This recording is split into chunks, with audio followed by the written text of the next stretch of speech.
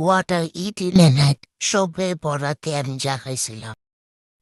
ওই দিন আমি রোজা ছিলাম, ঘুম থেকে উঠে হালুয়া বানানোর প্রিপারেশন চলছিল, দুধ লাউ বানানোর। মাগরিবের আজান দিয়ে দিল, তারপর আমি ইফতার করলাম খেজুর ভাত।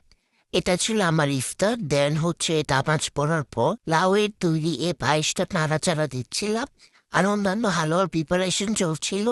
দেন আমার ভাবির বাসা থেকে এ হালুয়া, রুটি, গরু মাংস আসলো। আমি এই বুটের হালুয়াটা টেস্ট করলাম, এটা মজা ছিল।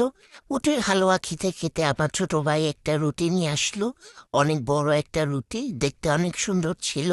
তারপর আরেকটা রুটি এনেছিল, গোল একটা লম্বা রুটি, আর একটা গোল রুটি। ছোটকাল থেকেই দেখে আসছে এই হালুয়া রুটির নিয়মটা।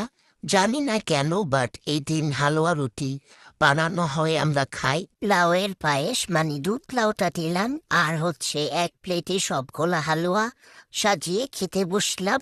তারপর হচ্ছে আমার ভাবির বাসা থেকে পাঠানো গরুর মাংস আর চালের রুটিটা খেলাম। এই হচ্ছে আমার সবে বরাতের রাতের খাওয়া দাওয়া।